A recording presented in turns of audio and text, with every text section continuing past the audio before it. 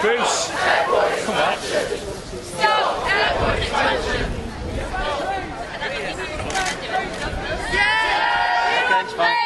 When do we want it? Right! When do we want it now?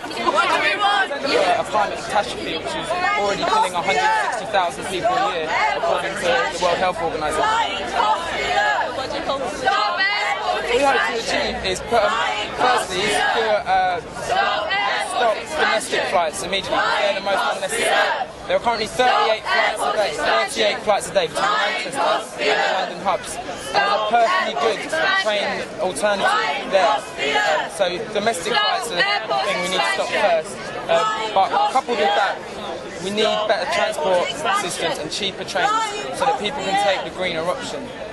And so this flash mob today is intended to raise awareness about the dangers of aviation and the misinformation that's coming from the aviation industry about the third runway at Heathrow, about Manchester Airport, about all the airports around the country.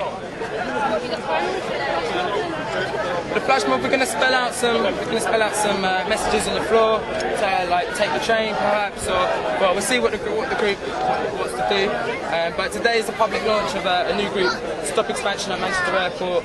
We're an umbrella group formed of different environmental campaign groups around Manchester, Friends of the Earth, Campaign Against Climate Change, Manchester Climate Action, Airport Watch and others.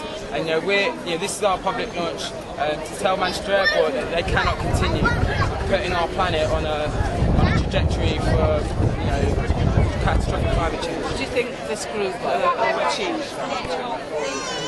Well, I think it should achieve a fair amount of publicity against the expansion of Manchester Airport. The fact is that Manchester Airport wants to double its passenger traffic over the immediate future, and that will increase carbon dioxide emissions considerably from Manchester Airport. It's unnecessary. The very large proportion of traffic from Manchester Airport is business traffic.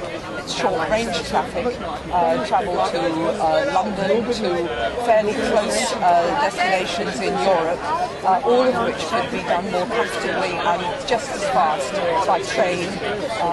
Train expansion could be achieved fairly quickly and fairly easily if the government policies changed on that front. And I think that publicity for that kind of policy ought to be expanded and taken up. If enough noise is made about that, then we'll have done well. The other thing that is important to notice is that if we do change the system of travel from trains to from airports to trains, then that will mean quite a lot of employment. And in this kind of in the current climate of real trouble for jobs, because the current unemployment rocketing because of the financial and the recession troubles, then a real policy of expansion of trains to take the place of the contraction of aeroplanes would mean actually that there will be quite a take-up of the job market. So it's cost not less unemployment, more in... That's right, it would actually be a cure for the unemployment problems caused by the recession.